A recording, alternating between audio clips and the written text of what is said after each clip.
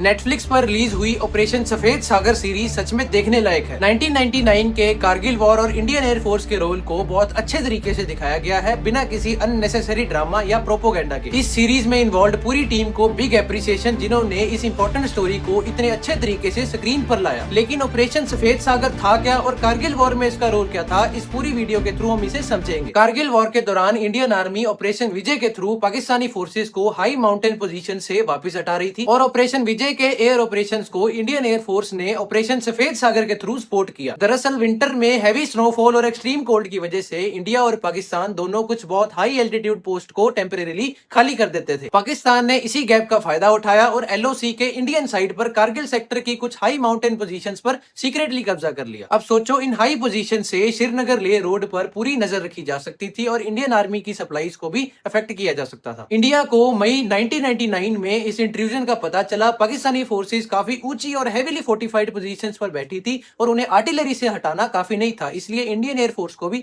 इस ऑपरेशन में शामिल किया गया। लेकिन यहाँ पर आईएएफ के सामने एक बड़ी रेस्ट्रिक्शन थी, इंडियन एयरक्राफ्ट एलओसी क्रॉस नहीं कर सकते थे, इसलिए स्ट्राइक सिर्फ इंडियन साइड के टारगेट्स पर ही करनी थी। ये रेस्ट्रिक्शन इसलिए रखी गई क्योंकि इंडिया इस वॉर को और बड़ा नहीं बनाना चाहता था। साथ ही ये extreme high altitude air operation था, जहां थिन एयर एयरक्राफ्ट की परफॉर्मेंस को अफेक्ट करती थी और नैरो माउंटेन रिजेस पर छुपे छोटे बंकर्स को एक्यूरेटली हिट करना काफी डिफिकल्ट था। ऊपर से पाकिस्तानी फोर्सेस के पास स्टिंगर मिसाइल्स भी थे, जो लो फ्लाइंग एयरक्राफ्ट और हेलीकॉप्टर्स के लिए सीरियस थ्रेट थे। आईएएफ को शुरू में कुछ बड़े लॉसेस भी हुए। फ्लाइट लेफ्टिनेंट नचिकेता सर का MiG-27 इंजन फ्लेम आउट की वजह से क्रैश हो गया था। उन्होंने सेफली इजेक्ट किया, लेकिन पाकिस्तानी फोर्सेस ने उन्हें कैप्चर करके प्रिजनर ऑफ वॉर बना लिया था। फिर कॉन्टैक्ट टूटने के बाद उन्हें ढूंढने के मिशन पर निकले स्क्वाड्रन लीडर अजय आहूजा के प्लेन को भी पाकिस्तानी मिसाइल ने हिट कर दिया था। अजय आहूजा जी ने सेफली इजेक्ट तो कर दिया, लेकिन लैंडिंग के बाद पाकिस्तानी फोर्सेस ने उन्हें कैप्चर करके ब्रूटली मार दिया। इसी दौरान एक MI-17 हेलीकॉप्टर भी शूट डाउन हुआ, जिसमें 4 आईएएफ पर्सनल की जान चली गई थी। इसके बाद फिर आईएएफ ने अपनी टैक्टिक्स बदली, जिसमें मिराज 2000 ने बहुत इंपॉर्टेंट रोल प्ले किया। मिराज पर लाइटनिंग टारगेटिंग पॉड और लेजर गाइडेड बॉम्ब्स का यूज किया गया था। सिंपल वर्ड्स में, लाइटनिंग पॉड ने टारगेट को एक्यूरेटली आइडेंटिफाई और ट्रैक करने में हेल्प की और लेजर गाइडेड बॉम्ब्स ने उसी टारगेट को बहुत एक्यूरेटली हिट किया। ऑपरेशन सफेद सागर में नंबर 17 स्क्वाड्रन यानी गोल्डन एरोज का भी इंपॉर्टेंट रोल रहा है। इस स्क्वाड्रन के पायलट्स ने कारगिल के एक्सट्रीम एल्टीट्यूड पर एनिमी फायर के बीच कई डिफिकल्ट मिशन फ्लाई किए। इन एयर स्ट्राइक से पाकिस्तान फोर्सेस की सप्लाईज और लॉजिस्टिक्स को बहुत बड़ा नुकसान हुआ, जबकि टाइगर हिल के अराउंड आईएएफ की स्ट्राइक्स ने इंडियन आर्मी को ग्राउंड ऑपरेशंस में इंपॉर्टेंट सपोर्ट दिया। इस ऑपरेशन में शामिल आईएएफ के हर पायलट, हर एयर वॉरियर, इंडियन आर्मी के हर सोल्जर और पूरी टीम के करेज और सेक्रीफाइस को मैं सैल्यूट करता हूँ। जय हिंद।